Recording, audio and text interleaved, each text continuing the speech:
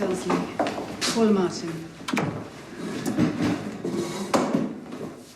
Right. So, tell me everything. No. You sure about that? My client's answered the question. Had the issue been brought to your attention before March the 19th, yes or no? Not exactly. That's not what I asked. Sorry, how does this relate to the alleged theft of the health and safety report? Trust me, I'm getting there. Mr. Tilsley, yes or no? Yes.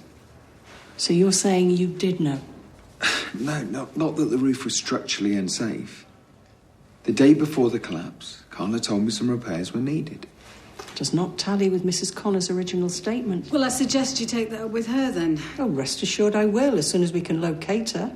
OK, I did not know that roof was going to come down. But you did have a potential motive to make it happen. The world isn't that neat. The world is jumbled and chaotic. Sorry, is this a philosophy lesson or an interview? With that in mind, hopefully you'll understand why I find it so interesting that a factory you and Mrs. Connor were looking to offload should suddenly become a heap of rubble. Right, well, at the time, I wasn't aware that Carla wanted to outsource production. Really? I think we should take a break. You share an office together. You work hand in hand and not even an inkling. I find that difficult to believe. Well, you can believe what you like, it's the truth. She went behind my back. You can ask Joe LaFaux and the other factory workers. They'll back me up. Well, if that is the case, you must be very trusting or extremely gullible to allow that to happen right under your nose. Either way, it seems obvious Ms. Connor is the brains in your organisation. No, she's not. I was preoccupied with other projects. The barber shop you recently opened with your brother, David Platt? Yeah, I came in some money. I thought I'd diversify. You say you come in some money. Would you mind elaborating? How is this even relevant? That's all right.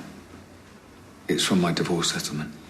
So you'd started a new venture, but at the same time you were still financially invested in the factory. My client has already confirmed that he is Mrs. Connor's business partner. And as her business partner, you stood to lose out on this secret outsourcing plan, correct?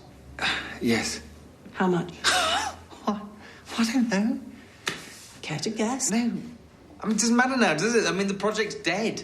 Were you in any financial trouble before the factory roof collapsed?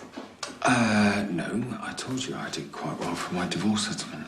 Oh, and yet you told us previously that your wife was chasing you for money. Isn't that why you hid some in the business account? So which was it, Mr. Tilsley? Did you have to pay her money, or did she have to pay you? Because it can't be both. Right, see, that's the funny thing. It was. I ended up paying her, and then it turns out the divorce settlement, she owed me. Teach me to trust a woman. Sorry, no offence. Still, setting up a new business costs a fortune. You might have felt that a bit of insurance money might have helped out. No, absolutely not. You know, I've met loads of people who are straight as a die until they get desperate. Then they do all sorts of things. Things they would never have thought themselves capable of. While it is very entertaining listening to your anecdotes, Detective, I have to point out at this stage my client's been here for over 4 hours now. I'd say that's enough. Well, I'm very sorry to be keeping him. And you. But we have a case to investigate. A case? See, all I've heard are theories with no evidence to back them up, apart from the missing report that my client found. Under his mattress. And handed to you immediately. I thought you were encouraging citizens to be helpful, not punishing them for it. So, with that in mind, I would suggest if you're not going to charge Mr. Tilsley, you let him go. Let you go, then. For now. You're still not off the hook. They haven't got enough to charge you, but they will keep looking. Well, they won't find anything because I didn't do it. But look, thanks for getting me out of that. Well, I'll be in touch.